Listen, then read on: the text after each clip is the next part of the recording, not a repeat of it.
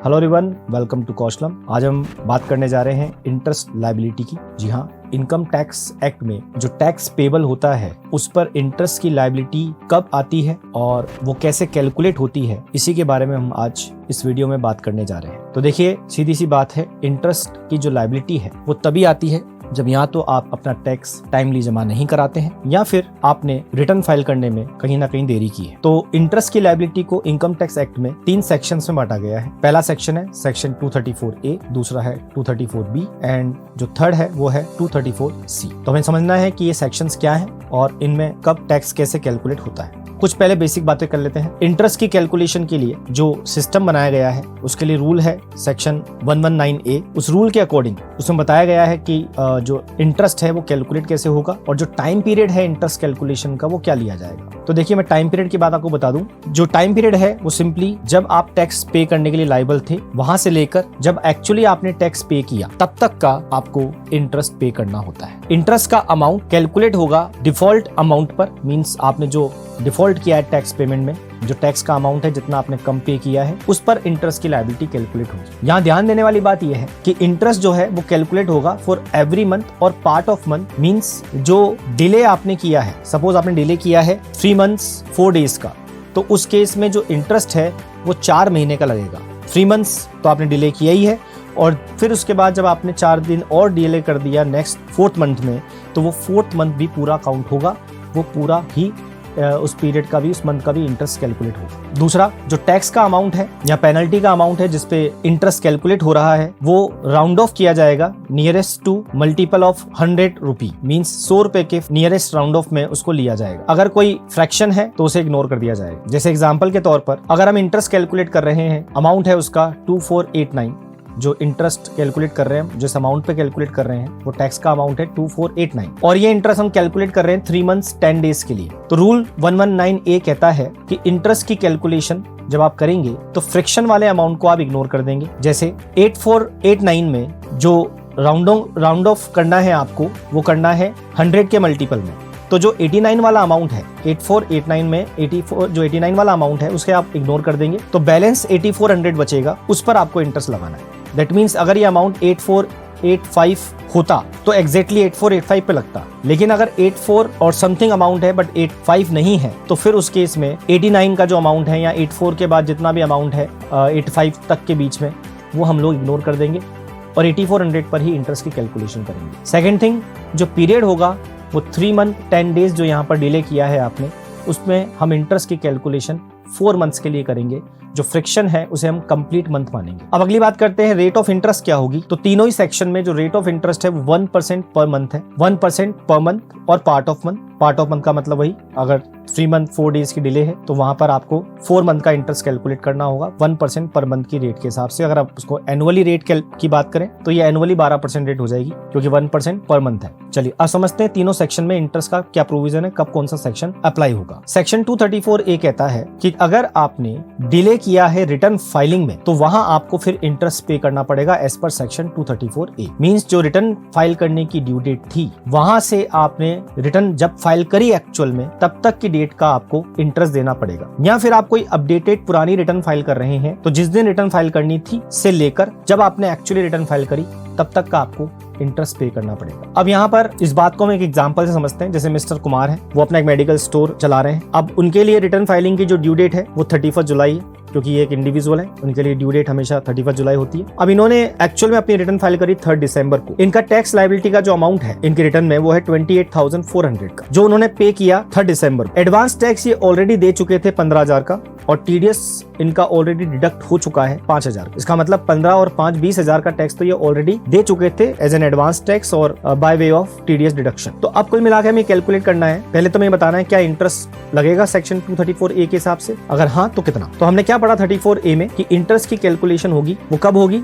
अगर आप अपनी इनकम टैक्स रिटर्न फाइल करते हैं ड्यू डेट के बाद। तो इन्होंने ड्यू डेट के बाद ही अपनी रिटर्न फाइल करी है। 31 जुलाई को रिटर्न फाइल करने की इनकी ड्यू डेट थी और फाइल इन्होंने करी 3 दिसंबर। तो अब यहाँ पर सेक्शन 234A एप्लीकेबल हो जाएगा और उसके हिसाब से इंटरेस्ट कैलकुलेट होगा। अब इंटरेस्ट का पीरियड क्या होगा? वो पीरियड होगा 31 जुलाई के बाद अगस्त, सितंबर, अक्टूबर, नवंबर, और 3 दिसंबर के केस में हम दिसंबर भी पूरा काउंट करेंगे। जैसा मैंने बात करी थी, फ्रैक्शंस ऑफ मंथ को कंप्लीट मंथ मानेंगे। तो उस केस में यहाँ पर 4 मंथ तो कंप्लीट है, 5th मंथ का इनकम्प्लीट है, लेकिन 5th मंथ भी कंप्लीट माना जाएगा for the purpose of interest calculation. तो 5 मंथ का इंटरेस्ट कैलकुलेट होगा। तो 8400 के अमाउंट पर, अभी 8400 का अमाउंट कैसे आया टैक्स का कि 28400 इनकी लायबिलिटी थी, उस 28400 में से 15000 ये एडवांस टैक्स के तौर पर और 5000 टीडीएस के तौर पर ऑलरेडी गवर्नमेंट को दे चुके हैं। तो रिमेनिंग इनका टैक्स बच जाता है 8400 जो इन्होंने लेट जमा कराया और जिसके लिए इन्होंने रिटर्न भी लेट फाइल करी। तो अभी हम टैक्स लेट जमा कराने की बात नहीं कर रहे, हम तो बात कर रहे हैं रिटर्न लेट फाइल करने की।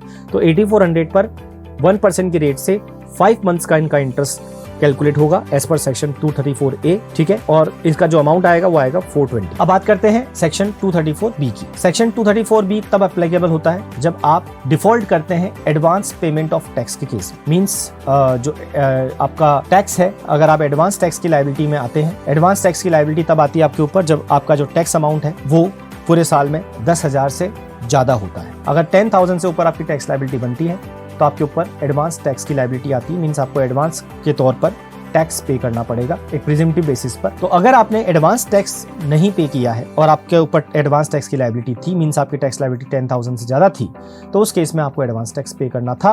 और अगर आपने नहीं किया तो यहाँ सेक्शन 234B एप्लीकेबल होगा और उसके हिसाब से आपको इंटरेस्ट देना पड़ेगा। अब इंटरेस्ट कितना और कब देना पड़ेगा उसके कुछ कंडीशंस हैं, जैसे कि यहाँ तो आपने एक तरीके से मानिए कि एडवांस टैक्स पे ही नहीं किया, ठीक है, तो आप लायबल हैं।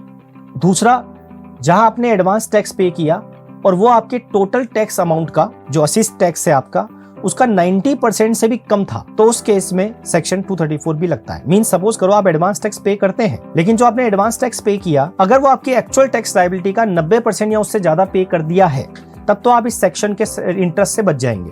मतलब सेक्शन 234B नहीं लगेगा अगर आप एडवांस के तौर पर 90% या उससे ज्यादा टैक्स अपना जमा करा चुके हैं। लेकिन अगर आपने सेक्शन 234B के अकॉर्डिंग 90% से भी कम टैक्स जमा कराया एडवांस के तौर पर या कराया ही नहीं है, तो उस केस में आपके ऊपर ये सेक्शन 234B एप्लीकेबल हो जाएगा। अब यहाँ हम बात करें एक एग्जाम्पल से, इसको समझते हैं। मिस्टर राजा एक फर्नीचर के बिजनेस में है और उनकी टैक्स लायबिलिटी है 58,400, जिसमें से उन्होंने एडवांस, क्योंकि अब देखिए यहाँ पर टैक्स लायबिलिटी 10,000 ज्यादा है तो एडवांस टैक्स की लायबिलिटी इनके ऊपर आती है, और इन्होंने एडवांस टैक्स के तौर पर जमा भी कराए हैं 35,000 टिल 31 मार्च तक, ठीक है। तो बैलेंस इनका रह जाता है 23,400 और ये इन्होंने पे किया है रिटर्न फाइलिंग की डेट। अब यहाँ हम ये बात नहीं कर रहे कि रिटर्न फाइल इन्होंने टाइम पे की कि नहीं की, वो तो इन्होंने मान लो टाइम पर कर ली, लेकिन क्योंकि इनका एडवांस टैक्स जो इनका बनता था 90% से कम अमाउंट इन्होंने जमा कराया है, इन्होंने सिर्फ 35,000 ही कराया है। तो क्या ये सेक्शन 234 के बी के हिसाब से इंटरेस्ट पे करने के लिए लायबल है? तो जी डेफिनेटली ये लायबल है, क्योंकि जो अमाउंट इन्होंने पे किया है इनकी टैक्स लायबिलिटी का वो लगभग 60% आता है, जबकि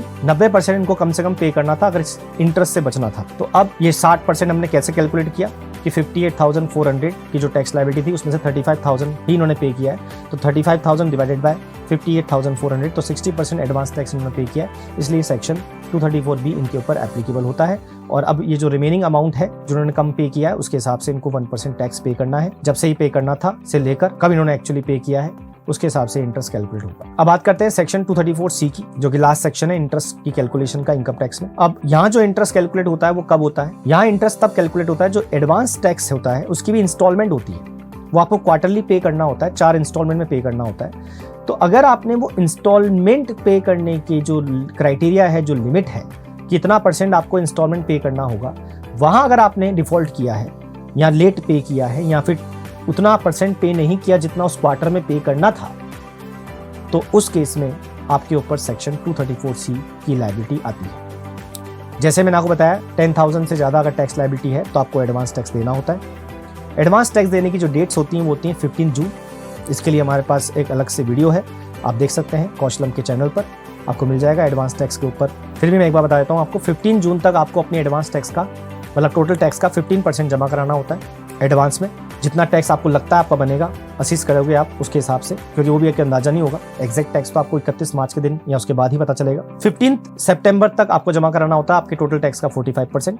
मतलब अब यहाँ पर आपने 15% अगर पहले करा दिया है तो 30% और कराना है। फिर आपको आपके टोटल टैक्स का 75% यहाँ जमा कराना होता है 15 दिसंबर तक, और लास्ट 100% आपको जमा कराना होता है 15 मार्च तक। अब अगर यहाँ पर आपसे सपोज करो 15% से कम या 45 या 75 या 100% से कम टैक्स जमा कराया है इन डेट्स तक, तो फिर आपके ऊपर सेक्शन 234C एप्लीकेबल होता है। बट हाँ, अगर आपने टैक्स पे किया है एडवांस में कुछ और क्वार्टरली आपने सिस्टमेटिकली पे भी किया है, और अगर ये 12%, जैसे सपोज अगर 15 जून तक की बात करें तो वैसे टैक्स का अमाउंट 15% था कि यहाँ तक 15% पे होना चाहिए, और अगर आपने 12% भी कर दिया है या उससे ज़्यादा कर दिया है तो आपके ऊपर फिर इंटरेस्ट की पेनल्टी या इंटरेस्ट की लायबिलिटी नहीं आती है। अगर 12% से भी कम किया है तो आपके ऊपर इंटरेस्ट की लायबिलिटी आ जाएगी। इसी तरह 45% वाला जो स्लैब था 15 सितंबर तक, अगर वहां पे आपने 36% से कम अमाउंट पे किया है, 45% तो नहीं किया लेकिन 36% से कम किया है, या 36% से अगर आप मान लीजिए ज़्यादा कर लिया और 45 नहीं किया तो आप बच जाएंगे।